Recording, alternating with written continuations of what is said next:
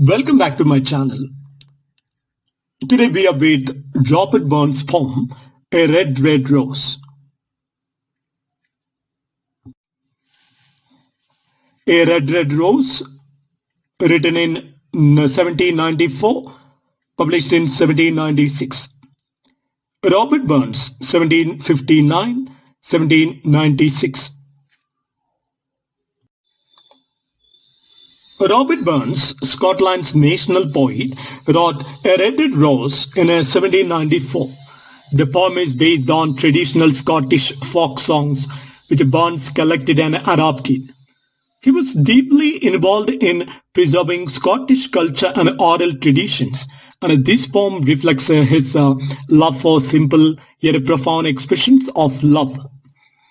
The poem was published in 1796, shortly before Burns' death, in the collection, A Selection of Scots Songs. It is one of his most famous love lyrics, celebrated for his musicality, passion, and sincerity. The poem is often set to music, as Burns intended it to be sung rather than simply read. Robert Burns' inspiration for the poem likely came from his admiration for his beloved Jane Eyre, whom he married despite many obstacles. The poem reflects deep, enduring love, using natural imagery and hyperbolic comparisons to emphasize eternal devotion. Let's analyze the detailed summary. The poem consists of 4 quatrains, that is 4 line stanzas, and it follows a simple yet elegant ballad meter.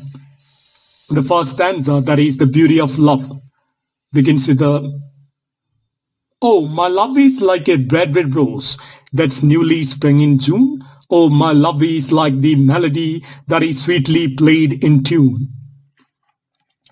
The speaker compares his love to a red, red rose in a full bloom, symbolizing freshness, beauty, and a deep affection.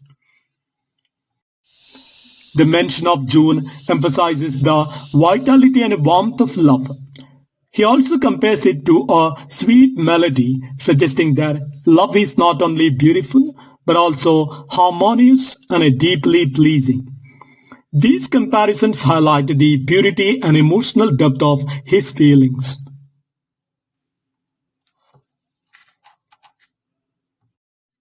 The second stanza, that is expressing the depth of affection.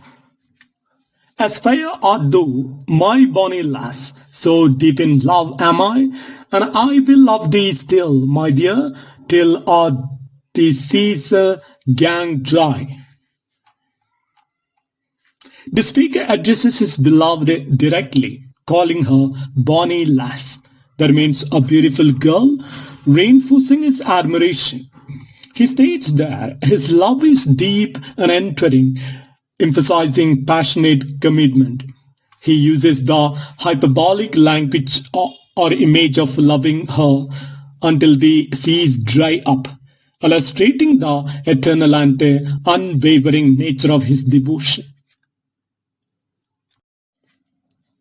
In the third stanza, we have the idea of the eternal love.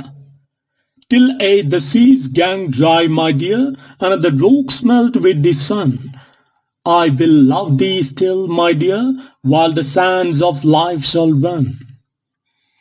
The poet repeats the idea of impossible exaggerated conditions to show that his love will never fade. He extends the metaphor, saying he will love her until the rocks melt in the heat of the sun, an event that can never happen. This symbolizes the timeless and unbreakable nature of a true love. He further expresses that he will love her as long as life exists, showing the natural, enduring course of his emotions. Now the fourth stanza, where the theme of separation and hope is expressed. And fare thee well, my only love, and fare thee well a while, and I will come again, my love, though it were 10,000 miles. Here the speaker bids farewell to his beloved, suggesting that they are parting temporarily. However, he reassures her that he will return to her no matter the distance, even if he has to travel 10,000 miles. This final stanza emphasizes the power of love to overcome obstacles, ending on a hopeful and a devoted note. Now let's analyze the characters in this poem. First of all, we have the speaker, a deeply devoted lover who expresses his eternal and unwavering love for his beloved. He uses passionate imagery and hyperbolic comparisons to highlight his deep feelings. Then we have the beloved or the bonny lass. She is the object of the speaker's love and admiration. Though she does not speak, she is described as beautiful, cherished, and worthy of deep affection.